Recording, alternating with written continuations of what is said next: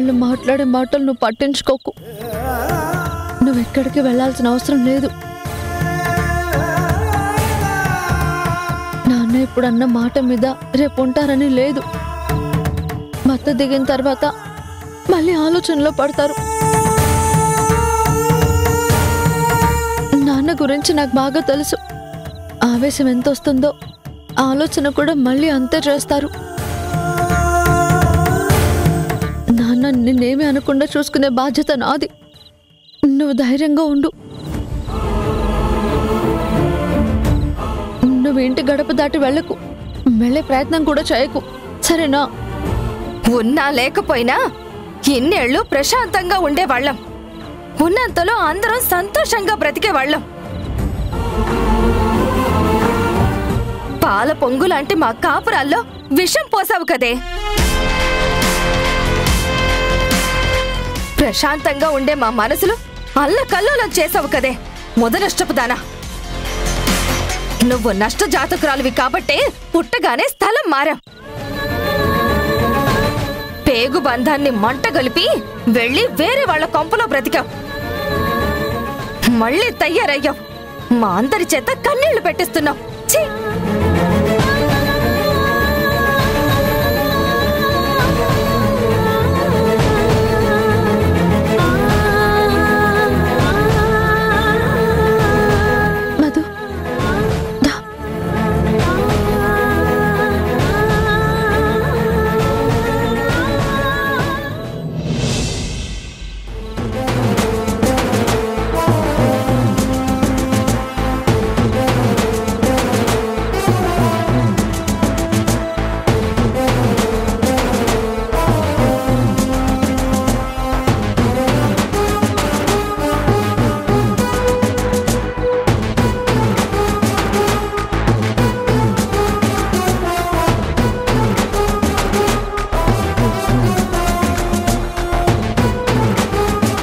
ఏంటి మమ్మీ, ఇంకా ధరణి ఫోన్ చేయలేదు? అసలు ఎప్పుడో చేయాల్సింది. ఇంతవరకు చేయకుండా ఉండడం ఏంటి? ఈ పాటికి వలవల ఏడుస్తూ ప్లీజ్ ధీరజ్ నా బతుకు కాపాడని ప్రాధాయపడుతూ ఫోన్ చేయాల్సింది. ఇంతవరకు అట్నుంచి కాల్ రాలేదు అంటే నాకెందుకు డౌట్ వస్తుంది. ఛ, నేను ఇక వెయిట్ చేయలేకపోతున్నాను మమ్మీ. ఎందుకురా కంగారు పడుతున్నావు? ఈ క్షణం కాకపోతే మరో క్షణం చేయక ఎక్కడికి పోతుందిరా అది? అది ఏ నిర్ణయం తీసుకున్నా అటు తిరిగి ఇటు తిరిగి నీ కాళ్ల బేరానికి వచ్చి తీరాల్సిందే. నీ కాళ్ల మీద పడి కన్నీళ్లతో కాళ్లు కడగాల్సిందే. దేహి అని ప్రాధేయపడాల్సిందే. దాని బతుక్కి ఇప్పట్నుంచి తోడు నీడ అన్నీ కావాల్సింది నువ్వేరా. అది నిన్ను వదిలి ఇంకెక్కడికి వెళ్తుందిరా? పంజరంలో బంధించినట్టుగా బంధించేశాం కదరా. అదిప్పుడు పులి జూదంలో పులికి చిక్కిన మేక పిల్లరా. బహుశా ఆ ధరణి మధు పెళ్లి గొడవలో ఫోన్ చూసుకోవడం మర్చిపోయి ఉంటుంది. మధు జీవితం ఇలా అయిందేంటా అని ఆలోచనలో ఉండుంటుంది. ఫోన్ మీదంతా ధ్యాస లేకపోయుండొచ్చు. ఫోన్ మీద కన్ను పడిన వెంటనే కన్నీళ్లు కారుస్తూ నీకు చేతులు జోడించటం పక్కా. ఇందులో ఎలాంటి డౌటు లేదు. అది కాదు మమ్మీ, ఏ గొడవలో పడ్డా మరి ఇంతసేపా? నేను ఇంతకన్నా వెయిట్ చేయడం నా వల్ల కావడం లేదు మమ్మీ. చెయ్యాలరా, అవుతుంది. Trust me.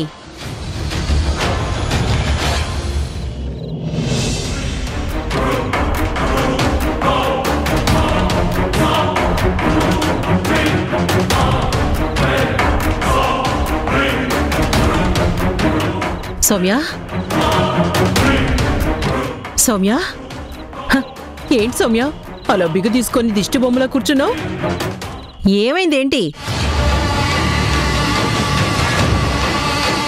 నీ ఫేసు, ఆ ఫేసులో టెన్షన్ చూస్తుంటే ఎక్కడో ఏదో షాక్ అయినట్టుగా ఉన్నావేంటి? సరేగాని నువ్వెలా చేస్తే నాకేంటి గాని, ఈ విషయం మాత్రం ఎవ్వరికీ చెప్పవు కదా? చెప్తే ఆ తర్వాత ఏం జరుగుతుందో నీకు బాగా తెలుసు కదా?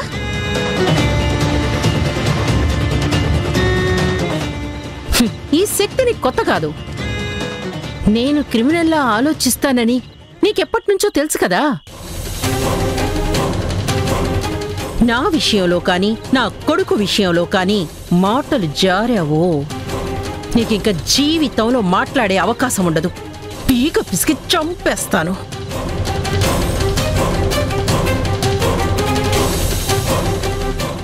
హే సౌమ్య,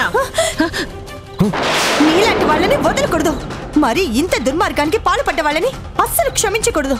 క్షమిస్తే నాకు పాపం తగులుతుంది, వదిలేస్తే ఇంకా ఇంకా ఎంతమంది జీవితాల్ని నాశనం చేస్తారో తలుచుకుంటేనే అసహ్యం వేస్తుంది.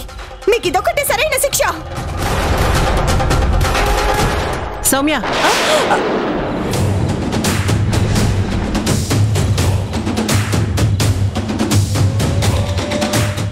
మీరు చేసిన పనికి నాకు గాని గన్నుండుంటే తప్పకుండా మిమ్మల్ని ఇలాగే కాల్చి చంపేసి పారేసేదాన్ని.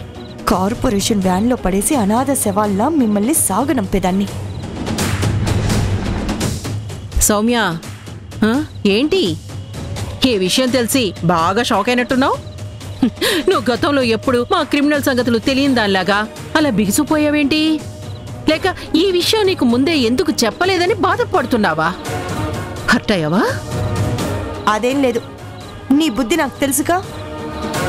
అసలు ఇలాంటి విషయం నాకెప్పటికీ చెప్పకపోయి ఉంటే బాగుండేది. మరీ ఇలాంటి దుర్మార్గపు పనులు చేస్తున్నారేంటి? మీరసలు మనుషులేనా? మీకసలు మనసు అనేది ఉందా?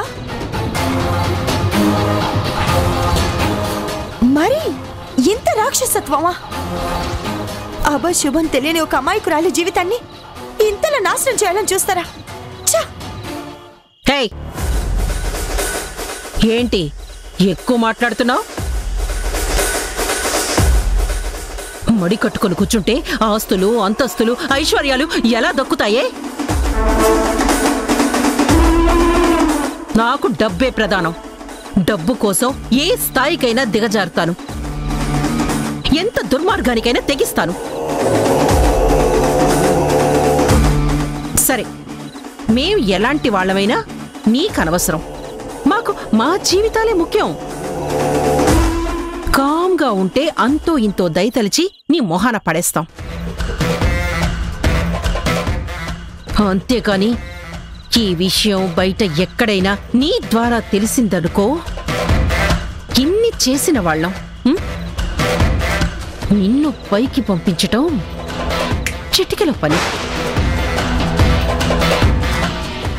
నీకు బతుకు మీద తీపుంటే, నీ జీవితం సాఫీగా సాగాలనుకుంటే నోరు మూసుకొని సైలెంట్గా చూస్తూ ఉండు. చూస్తూ ఉండక నాలాంటిది చేయగలిగేదే ఉంది? అసలు మిమ్మల్ని అనకూడదు. మీలాంటి వాళ్లతో సావాసం చేసినందుకు నన్ను నేను అనుకోవాలి, నా చెప్పుతో నేను కొట్టుకోవాలి. ఇన్నేళ్లు నీతో కలిసి ఇంట్లో ఉన్నందుకు పంచ మహాపాతుకాలు అంటుకొనుంటాయి. ఈ జన్మకే కాదు, జన్మ జన్మలకి ఈ పాపం నన్ను వేధిస్తుంది. అరే సౌమ్య, సౌమ్య